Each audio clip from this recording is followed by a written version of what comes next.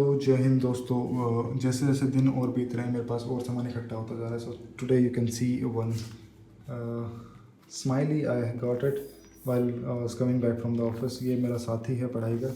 सही stress buster तो नहीं है, it's like just keep on playing when you are not finding good to study. So this is a good thing to do it. Oh, ये सही जगह जाके बैठ गई है। So that's one thing, and then second thing is I got my new watch. So फिलहाल के लिए the important thing what we are gonna do is we have to start our studies. तो मेरे पास अब ना चार चौराहा है एक तरीके से बहुत बड़ा। अब एक तो किसी के पास दोराहे होते हैं, बोलते हैं कि दो नाव में पैर रखना बहुत ही खतरनाक होता है। तो मेरे पास दोराहा नहीं है, मेरे पास चौराहा है।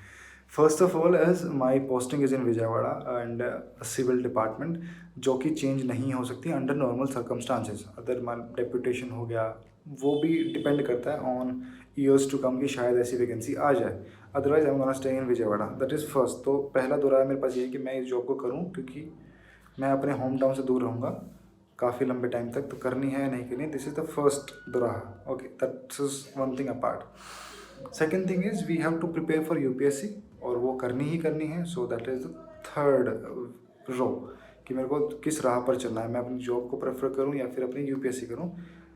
हालांकि मेरे को दोनों ही करनी है and that is the part of it. So उसके अलावा मैंने अपने अलग से एक पंगे मूल्य रखे हैं। वो अलग से पंगा क्या मूल्य रखा है, मैंने मास्टर इन साइकोलॉजी में एडमिशन ले रखा है, जो कि मैं कर रहा हूँ डिस्टेंस एजुकेशन इग्नू से। और मैंने डिपार्टमेंट को लिखी थी वो चिट्ठी कि भाई मैं ऐसा ऐसा कर रहा हूँ। तो डिपार्टमेंट से आया है वापस कि आप कर सकते हैं, और we wishes you best of luck कि आप अच्छे से करो, और फिर हमारे डिपार्टमेंट को भी इससे कुछ फ़ायदा होगा, आपकी सर्विसेज को हम यूज़ कर पाएंगे। तो डिपार्टमेंट ने ऐसे ऐसे लिख के दिया है।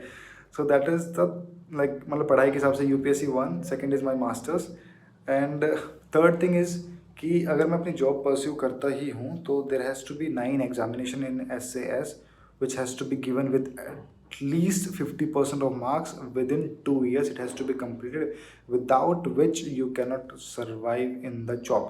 तो वो भी पढ़ना है, जिसमें कि stats, accounts, public sector auditing, government auditing, ये सारी चीज़ें जो कि जिन चीज़ों से मैं बिल्कुल भी वाकिफ़ नहीं हूँ। इवन तो I am graduate in economics में ऑडिटिंग नहीं सिखाते हैं, अकाउंटिंग नहीं सिखाते हैं, स्टैट्स का कुछ हिस्सा आ जाता है, डेवलपमेंट इकोनॉमिक्स की बात हो जाती है, but they don't tell you how to audit and how to keep the accounts. मतलब बहुत बेसिक से चैप्टर होते हैं वो, credit which comes in, debit which goes out. हालांकि डेबिट क्रेडिट की परिभाषा बैंकर के पॉइंट ऑफ व्यू से और कस्टमर के पॉइंट ऑफ व्यू से हमेशा अलग अलग होती है। एज ए बैंकर जब कोई चीज़ क्रेडिट होती है तो मेरी लायबिलिटी बढ़ती है। So for a credit means for me my liability is increasing. However, for as a customer, when something is getting credited, his assets are increasing. तो ये अलग अलग मतलब बहुत बेसिक परिभाषा हम सीख चुके हैं। ये अलग परिभाषा जो बैंकर्स को पता होती है, मेरे को कुछ खास अलग से नहीं पता। और मतलब ठीक है, that's a part.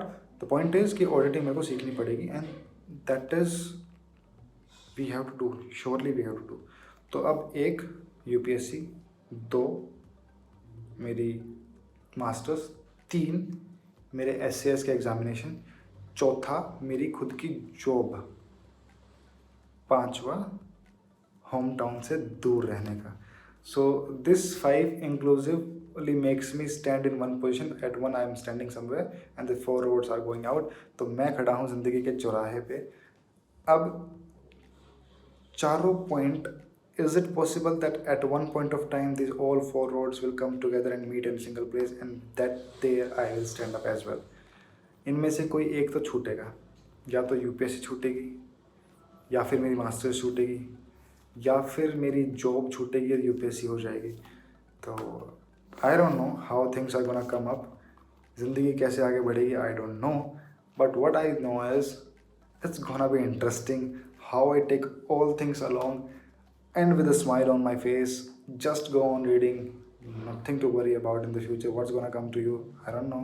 But the point is, you have to stay happy, you have to be learning, keep living the life, because life, you get it single time, and what you need to do is smile, that's all. And the last part, I just forgot to tell you one more thing. I'm gonna marry in the April month of next year. तो मैं अगर ये बात अभी बताना भूल जाता तो शायद मैडम जी ये बात देख के फिर मेरे को बोलती कि अच्छा, तो ज़िंदगी के सारे राह तो आपने दिखा दिए, मास्टर्स, फिर आपकी जॉब, फिर आपकी यूपीएससी की तैयारी, सब कुछ दिखा दिया आपने, बट अपनी जिम्मेदारियों को आपने कहीं नहीं दिखाया कि you are gonna marry next month, where do I stand in your life. तो मैं उसको नहीं छोड़ना चाहता, she is there in my life and she is gonna be a part of it holy in the month of April 2022। So married life की जो responsibilities होती हैं या फिर उसमें जो अप्स एंड डाउन्स होते हैं, because two people have to go hand in hand, तो वहाँ जो चीज़ें आती हैं उनके अलग ही लेवल के एक्सपीरियंस होते हैं। Those will come into play sometimes later, अभी भी हम चीज़ों से सीख ही रहे हैं। So as they come you will get to know along with me. So stay blessed and keep blessing me. Bye bye.